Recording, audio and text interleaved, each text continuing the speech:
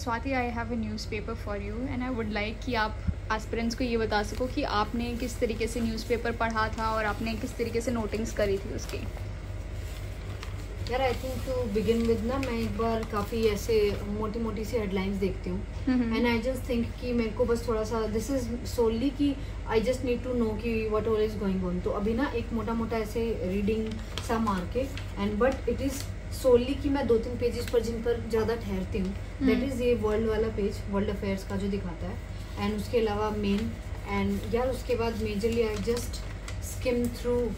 All this because यहाँ पे ना छोटे छोटे ऐसे एग्जाम्पल होते हैं स्पेशली दिल्ली वाले पे, जो कि मेरे को ना ऑप्शनल में काफ़ी हैंडी हुए थे कि अगर दिल्ली का कोई एग्जाम्पल है, for example I can use that in urban planning में, बिकॉज इसमें ना काफ़ी आजकल फ्लडिंग का एग्जाम्पल मिलेगा कि यहाँ पर कहीं पे ज़्यादा पानी भरा हुआ है। तो I think once in a while कोई फ्लड पे अगर क्वेश्चन आता है, इम्प्रॉपर प्लानिंग पे क्वेश्चन आता है ना, ऐसे अर्बन प्लानिंग में हमारे में है भी ऐसे आसपास, तो मैं उसको किसी मॉडल से कनेक्ट करके या फिर I can just quote this कि because of this poor planning आजकल इन एरियाज में, because it wasn't a planned city, so it is affecting the management also and how human geography is related to this planning का part also. ऐसे for example in one of these pages only यार I read that think about that why Gurugram is susceptible to floods more because of it's topography वाला part ना, because वैसे लो उस पे situated है कि पानी वहाँ पे इकट्ठा हो जाता है। सो मैंने वो वन ऑफ द आंसर्स में कोट भी करा था उस तरीके से। सो ये तो था ऐसे ऑप्शन का। बाकी यार उसके बाद एडिटोरियल वाला पेज एंड दैट एक्सप्लेन वाला पेज है ना, जो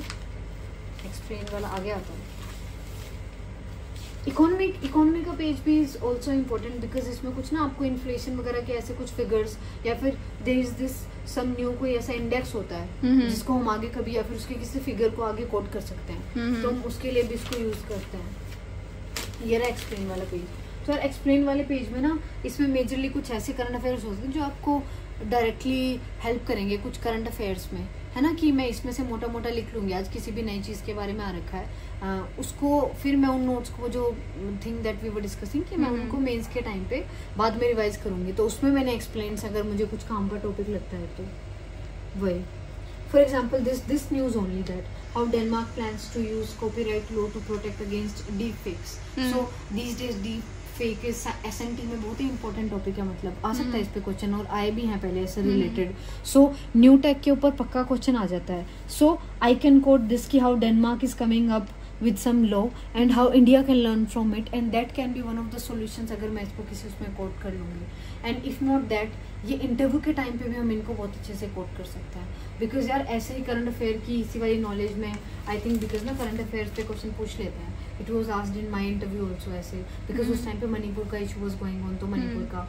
मणिपुर का मैंने थोड़ा सा ऐसे ही पढ़ा हुआ था ऐसे थोड़ा सा, तो हम उस टाइम पे भी इशू को अच्छे से करते हैं, लेकिन मैंने उसको रिलेट करा था ऐसे बल्कि this was a very interesting question कि उन्होंने उसको कुरुक्षेत्र में डिप्लोमेसी से यूज करके बताया था कि अगर आप नए ऑफिसर होगे तो कैसे हैंडल करोगे,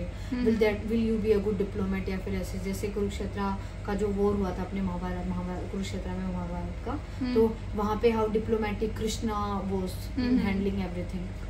सो that was a very interesting question और that I could handle because मैंने उसके बारे में एक्सप्लेन वाले सेक्शन में ही बहुत अच्छे से पढ़ा हुआ था। तो यार ऐसे काम आ जाता है और इसीलिए न्यूज़पेपर हमें पढ़ते रहना चाहिए बिकॉज ये आपको मेंस के प्रेप में भी आपको कोई भी पुराना एग्जाम्पल सडनली याद आ जाएगा, है ना। इसमें इन्होंने जैसे बिहार का एग्जाम्पल दिया हुआ है ये अडल्ट फ्रेंचाइज वाला, तो ऐसे बिहार का कोट करने के लिए मेंस में काफ़ी आ सकता है। या फिर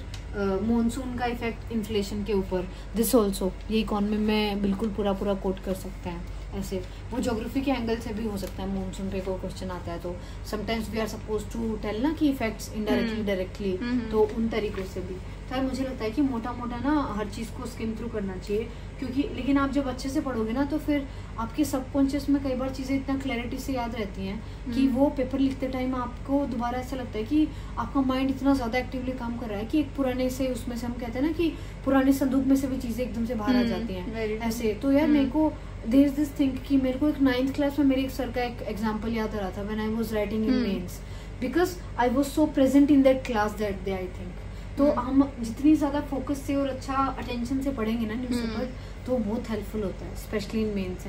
एंड मोर ओवर आपको अगर सिलेबस बहुत अच्छे से पता हो तो आपको पता रहेगा कि क्या आपको छोड़ना है इसके अंदर और कौन सा पार्ट। बिल्कुल बिल्कुल बिल्कुल बिल्कुल बिल्कुल। Okay, thank you.